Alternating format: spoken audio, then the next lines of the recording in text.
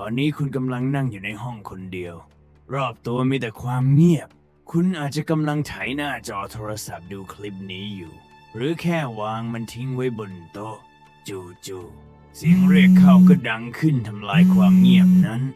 คุณเอื้อมมือไปหยิบมันขึ้นมาสายตาจับจ้องไปที่หน้าจอเพื่อดูว่าใครโทรมาในเวลาแบบนี้แต่สิ่งที่คุณเห็น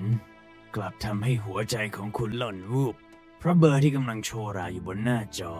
คือเบอร์โทรศัพท์ของคุณเองคุณจะทำยังไงครับคุณจะกล้ากดรับสายไหมแล้วถ้าคุณกดรับใครหรืออะไรกำลังรอพูดกับคุณอยู่ปลายสาย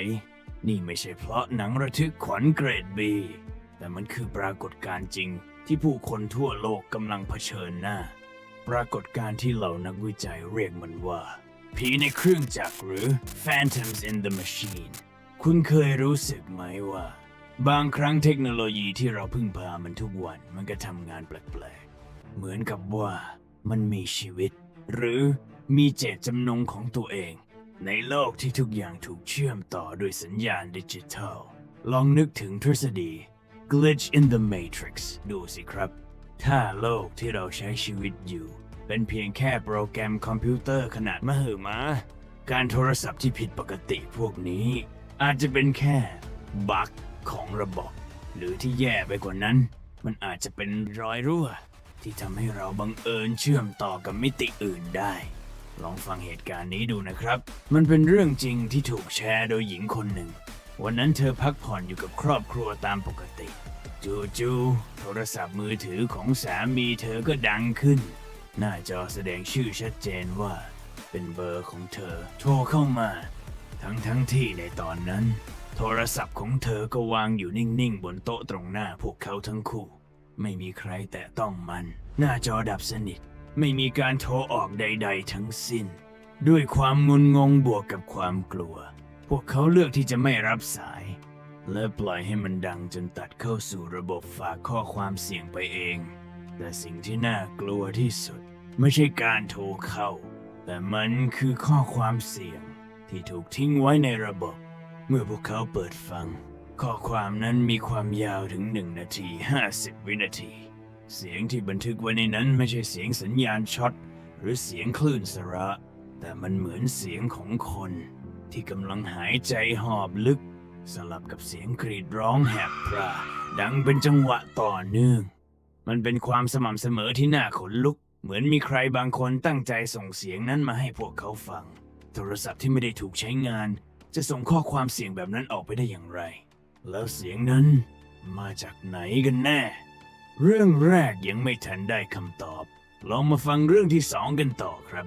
นี่คือเหตุการณ์ของเด็กหนุ่มอายุ 14 ปีคนหนึ่งครอบครัวของเขาเพิ่งติดตั้งโทรศัพท์บ้านเครื่องใหม่เป็นเบอร์ใหม่แกะกล่องมีแค่คนในครอบครัวไม่กี่คนเท่านั้นที่รู้เบอร์นี้วันนั้นเขาอยู่บ้านคนเดียวโทรศัพท์บ้านเครื่องใหม่ก็ส่งเสียงร้องเตือนขึ้นมาเขาปล่อยให้มันดังจนดับไปเพราะคิดว่าคงเป็นคนโทรผิดแต่ไม่ถึง2 นาทีโทรศัพท์ก็ดังขึ้นอีกครั้งคราวนี้เขาตัดสินใจเดินไปยกหูโทรศัพท์ขึ้นมาแล้วพูดกรอกลงไปว่าฮัลโหลแต่สิ่งที่ตอบกลับมาจากปลายสายทำเอาเขาขนลุกสู้ไปทั้งตัวเพราะเสียงที่ดังลอดกลับมาคือเสียงของเขาเองเป็นเสียงของเขาที่พูดคำว่าฮัลโหลกลับมาในจังหวะเดียวกันเป๊ะน้ำเสียงเดียวกันเป๊ะเขาตกใจและถามกลับไปว่านั่นใครแต่ปลายสายกลับเงียบสนิทเขาจำเสียงตัวเองได้ดีและเขารู้ว่ามันไม่ใช่เสียงสะท้อนจากระบบสปีกเกอร์โฟนความรู้สึกตอนนั้นมันเหมือนกับว่าเขากำลังคุยกับตัวเองในอีกห่วงเวลาหนึ่งราวกับว่ามิติเวลาเกิดการทับซ้อนหรือที่นักวิทยาศาสตร์เรียกว่าปรากฏการณ์ time slips และถ้าเหตุการณ์พวกนี้ไม่ได้เกิดตอนคุณอยู่คนเดียวล่ะชายหนุ่มอีกคนเล่าว่าเขากำลังคุยโทรศัพท์กับแฟนสาวตามปกติจู่ๆแฟนของเขาก็บอกให้ถือสายรอแป๊บหนึ่งเพราะเธอจะวางโทรศัพท์ไว้แล้วเดินไปคุยกับพ่อแม่ในระหว่างที่เขากำลังรอให้แฟนกลับมาและรู้แน่ๆว่าไม่มีใครอยู่ที่โทรศัพท์ปลายทางจู่ๆก็มีเสียงปริศนาดังขึ้นมาในสายว่าฮัลโหล ชายหนุ่มตกใจมาก เพราะเสียงนั้นคือเสียงของตัวเขาเอง เป็นเสียงพูดของเขา ที่ดังมาจากโทรศัพท์ของแฟน เขาตะโกนกลับไปว่า แกเป็นใครวะ แต่เสียงนั้นก็หายไป ไม่มีการตอบกลับใดๆ เมื่อแฟนสาวเดินกลับมาที่หน้าจอ เขารีบสั่งให้เธอบอกพ่อให้ไปค้นดูใต้เตียงและในตู้เสื้อผ้าทันที แต่ก็ไม่พบใครเลย ทั้งบ้านมีแค่แฟน พ่อและแม่ของเธอ ซึ่งไม่มีใครเลยที่มีเสียงเหมือนเขา มันคืออะไรกันแน่ครับ บุคคลที่3ที่แอบฟังและเรียนเสียงเขา คือตัวตนของเขาจากอีกมิติ หรือเป็นบางสิ่งบางอย่างที่พยายามจะลอกเลียนแบบความเป็นมนุษย์ คุณเริ่มพยายามหาเหตุผลทางวิทยาศาสตร์มาอธิบายเรื่องพวกนี้แล้วใช่ไหมครับ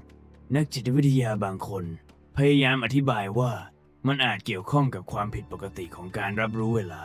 เหมือนที่พบในผู้ป่วยโรคจิตเภทหรือชิสโฟเรเนียที่สมองประมวลผลอดีต ปัจจุบันและอนาคตสับสนกันไปหมด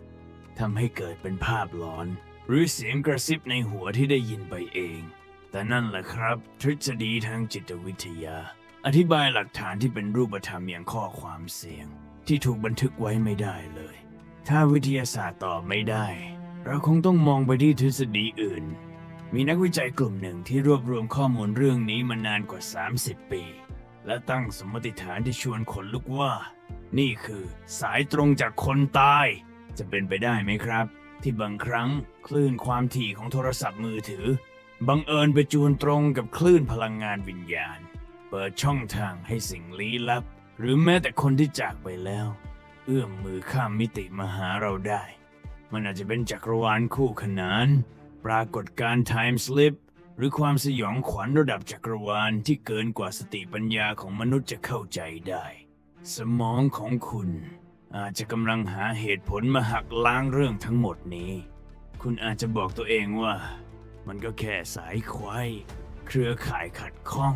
หรือเป็นแค่เรื่องแต่งบนอินเทอร์เน็ต แต่ลึกๆในใจแล้ว คุณก็รู้ดีใช่ไหมครับ ว่าโลกใบนี้มีความลับอีกมากมายที่ซ่อนเร้นอยู่ ความมืดมิดที่ซ่อนอยู่ในสายเคเบิลใต้ดิน ความน่าสะพรึงกลัว ที่แฝงตัวอยู่ในคลื่นสัญญาณไร้สาย ที่ลอยอยู่รอบๆตัวคุณในเวลานี้ ลองก้มลงมองไปที่โทรศัพท์มือถือของคุณสิครับ คืนนี้หากมันส่งเสียงร้องเตือนขึ้นมาในความมืด ก่อนที่คุณจะตัดสินใจเลื่อนนิ้วเพื่อกดรับสาย คุณแน่ใจแล้วเหรอครับ ว่าคนที่รออยู่ปลายทาง คือสิ่งมีชีวิตแบบเดียวกับคุณ